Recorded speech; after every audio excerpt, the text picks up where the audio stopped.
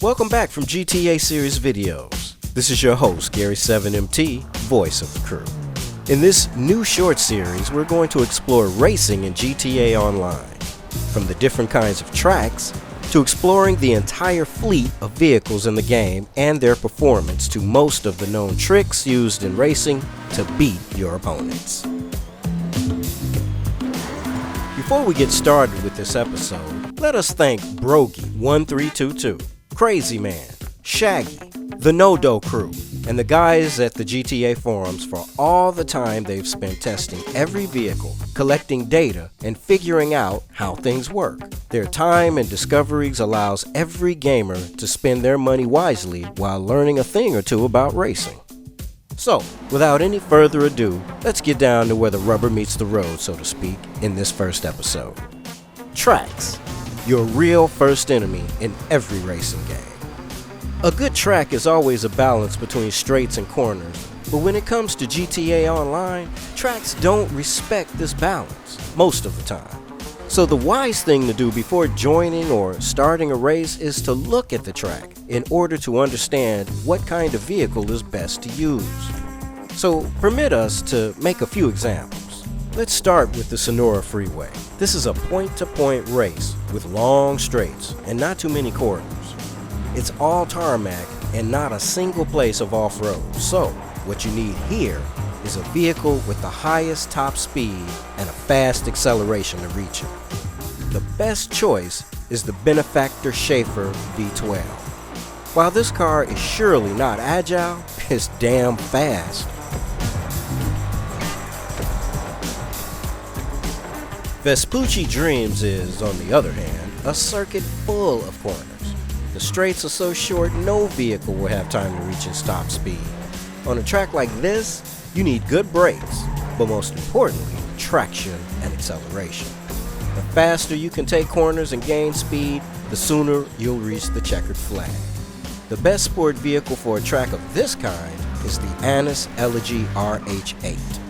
As you can see already, the fastest vehicle is not always the best choice. If we race these tracks with the opposite vehicles, our times will decrease. We'll talk more about the vehicles and their performance in another video. For now, let's get back to this episode's main topic, tracks and cars. Once you understand the performance needed from your vehicle, you need to know how to get the maximum advantage out of each car. In other words, welcome to Racing 101. First things first, brakes. This is GTA Online, not Fast and Furious. So keep your finger away from the handbrake. Sliding through corners may be a pleasure for the eyes, but racing-wise, you're just wasting time and speed. Braking is your friend, but like any friend, abuse them and they'll stop helping you. Allow us now to show you the difference between abusing brakes and simply decelerating. To do so, we're going to show the use of the left and right trigger on the gamepad so you can understand exactly when and how we're using the gas and brakes. This is a sequence of corners from the track Thrills in the Hills. If you push the gas to the limit before reaching the corners, you will also need to use the brakes to avoid crashing or oversteering and spin your vehicle in the wrong direction. Racing this way may look fast, but it's not. The right way to go through these corners is by dosing the gas and tapping on the brakes only when needed. As you can see, we almost haven't used the brakes at all. Then there are the other keystones of racing, lines. In racing, momentum is fundamental. In other words, you need to try keeping your speed up as much as you can while moving along the circuit, as if mimicking a fluid flowing along the track. Probably the best way to help you understand this is by taking a short race on the Vinewood racetrack. We're going to place the camera high above the circuit so you can clearly see the differences between the paths taken by the various cars. The red car keeps its speed up most of the time, using the brakes only at the end while entering inside the corner. The apex of the corner is far from the path and the car loses a lot of speed along the corner itself. The yellow car instead is trying to keep the speed inside the corner by moving up into it. The correct apex is missed again, and the high speed made the car crash into the external barriers. Last is the green car that will try to follow the racing lines correctly. It stays on the outside of the track, slows down a bit before entering the corner, hits the apex correctly, and immediately pushes the gas to exit with the maximum torque the engine can muster. Now, let's see how these three cars perform a single lap on the Vinewood racetrack all together.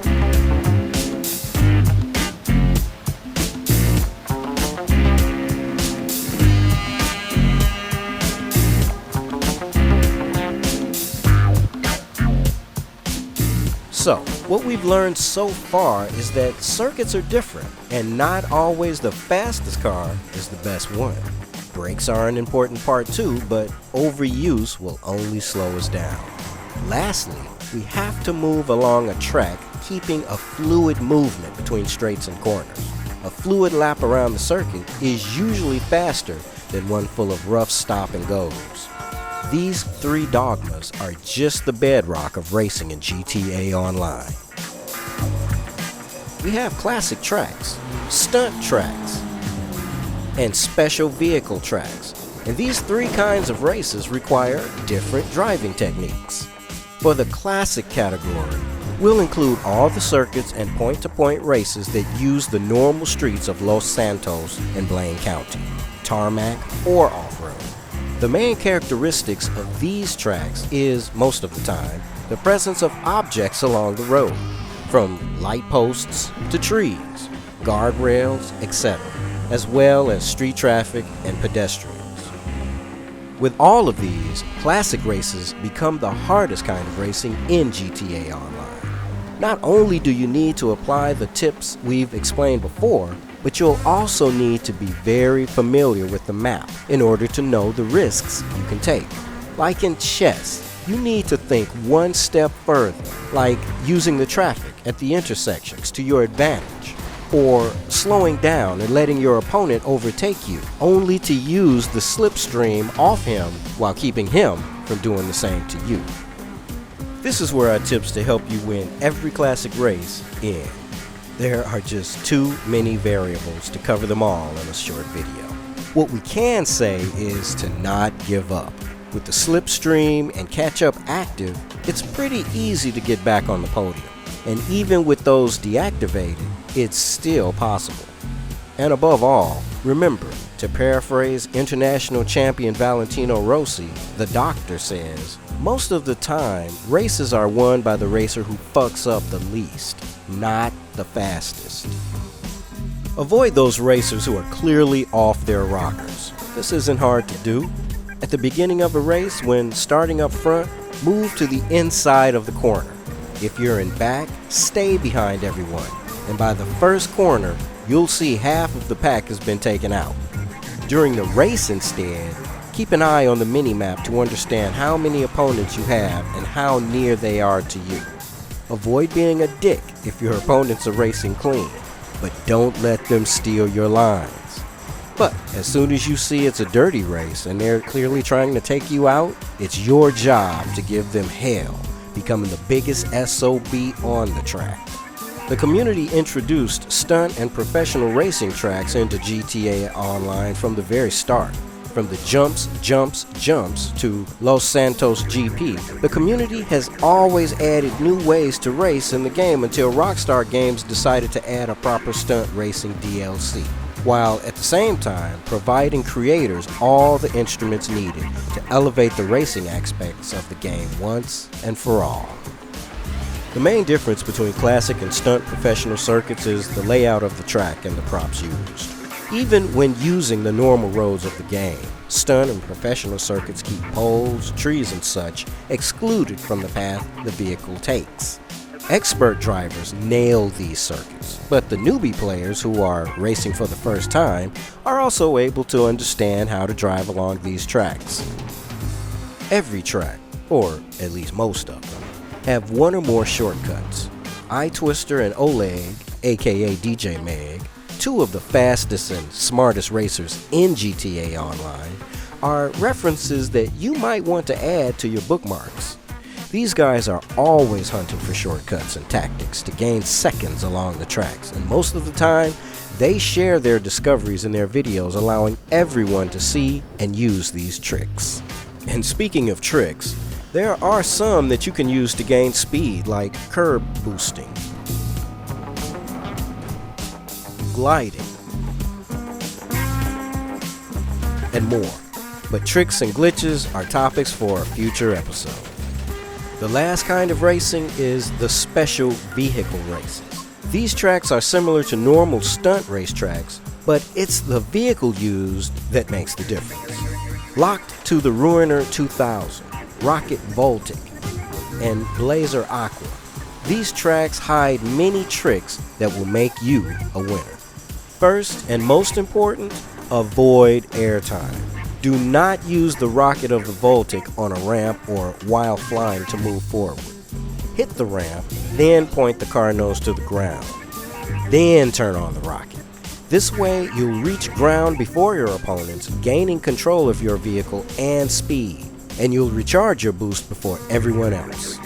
You can use the parachute of the Ruiner 2000 in pretty much the same way in certain jumps.